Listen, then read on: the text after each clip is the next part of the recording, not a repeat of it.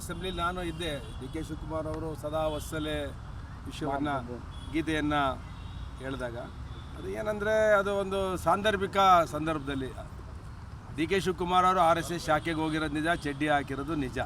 ಅದು ಹಿಂದಿನ ಒಂದು ಸುಮಾರು ವರ್ಷಗಳ ಹಿಂದೆ. ಈಗ ಅದು ಅಸೆಂಬ್ಲಿಲಿ ಪ್ರಸ್ತಾಪ ಬಂದಾಗ ನಾನು ಶಾಖೆಗೆ ಹೋಗಿದ್ದೆ ಅನ್ನೋದಕ್ಕೆ ಒಂದು ಎವಿಡೆನ್ಸ್ಗೆ ಅದನ್ನು ಹೇಳಿದ್ದಾರೆ. ನನಗೆ ಗೊತ್ತಿಲ್ಲ ಡಿ ಕೆ ಶಿವಕುಮಾರ್ ಅವ್ರ ಮನಸ್ಸಲ್ಲಿ ಏನಿದೆ. ಸೆಪ್ಟೆಂಬರಲ್ಲಿ ಕ್ರಾಂತಿ ಆಗುತ್ತೆ ಅಂತ ಹೇಳಿ KN ರಾಜಣ್ಣವ್ರು ಹೇಳಿ ಈಗ ಅವ್ರನ್ನ ಪಾರ್ಟಿಯಿಂದನೇ ಓಡಿಸಿದ್ದಾರೆ. ಪಾಪ ಅದು ಉಚ್ಚಾಟನೆ ಮಾಡೋ ರೀತಿಯಲ್ಲಿ ಓಡಿಸಿದ್ದಾರೆ. ಆದರೆ ಕಾಂಗ್ರೆಸ್ನಲ್ಲಿ ಏನಾಗ್ತಿದೆ ಅಂತ ಗೊತ್ತಿಲ್ಲ. ಆದರೆ ಒಂದಂತೂ ಸತ್ಯ, ಡಿಸೆಂಬರ್ ಒಳಗಡೆ ಸಿದ್ದರಾಮಯ್ಯನವ್ರು ರಾಜೀನಾಮೆ ಕೊಡೋದು ಸತ್ಯ.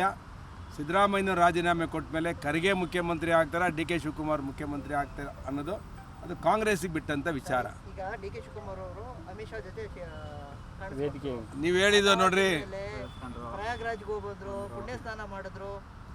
ನಾನು ಹೇಳ್ತೀನಿ ಪ್ರಯಾಗ್ ರಾಜೀವ್ ಗಾಂಧಿಯವರು ಮತ್ತು ಮಲ್ಲಿಕಾರ್ಜುನ್ ಖರ್ಗೆ ಅವರು ಪ್ರಯಾಗ್ರಾಜ್ದಲ್ಲಿ ಮುಳುಗ್ಬಿಟ್ರೆ ಪಾಪ ಹೊಟ್ಟೋಗುತ್ತಾ ಬಡತನ ಹೋಗುತ್ತಾ ಅಂತ ಹೇಳಿದ್ರು. ಅದಾದಮೇಲೆ ಡಿ ಕೆ ಶಿವಕುಮಾರ್ ಅವರು ಹೋಗಿ ಅಲ್ಲಿ ಪ್ರಯಾಗ್ರಾಜ್ಗೆ ಓಟ್ ಬಂದರು. ಇದರಲ್ಲಿ ಕಾಂಗ್ರೆಸ್ನವ್ರಿಗೆ ಯಾವಾಗಲೂ ಹಿಂದೂ ಧರ್ಮದ ಮೇಲೆ ದಾಳಿ ಮಾಡೋವಂಥ ಕೆಲಸವನ್ನು ಯಾವಾಗಲೂ ಮಾಡ್ತಾರೆ. ರಾಹುಲ್ ಗಾಂಧಿ ಆಗ್ಬೋದು, ಪ್ರಿಯಾಂಕಾ ಖರ್ಗೆ ಆಗ್ಬೋದು, ಮಲ್ಲಿಕಾರ್ಜುನ್ ಖರ್ಗೆ ಅವ್ರು ಆಗ್ಬೋದು. ಆದರೆ ಡಿ ಕೆ ಶಿವಕುಮಾರ್ ಅವ್ರಿಗೆ ನಂಬಿಕೆ ಇದೆ ಹಿಂದೂ ಧರ್ಮದ ಮೇಲೆ. ಅದಕ್ಕೆ ಅವರು ಪ್ರಯಾಗ್ರಾಜ್ಗೂ ಹೋಗ್ತಾರೆ ಮತ್ತು ಚೆನ್ನೈಯಲ್ಲಿ ಕೊಯಮತ್ತೂರಲ್ಲಿ ಸದ್ಗುರುಗಳ ಜೊತೆ ಹೋಗಿ ವೇದಿಕೆ ಹಂಚ್ಕೊಂಡು ಕಾರ್ಯಕ್ರಮ ಮಾಡ್ತಾರೆ. ಅದಾದಮೇಲೆ ನಿನ್ನೆ ಅಸೆಂಬ್ಲಿ ಒಳಗಡೆ ಇದ್ದದ್ದು RSS ರಾಷ್ಟ್ರೀಯ ನಮ್ಮ ಗೀತೆಯನ್ನು ಆಡಿದ್ದಾರೆ. ಅಂದರೆ ಈಗ ಡಿ ಕೆ ಶಿವಕುಮಾರ್ ಆಡಿದ ತಕ್ಷಣ BJPಗೆ ಬರ್ತಾರೆ ಅನ್ನೋದು ಅದು ಊಹಾಪೋಹ.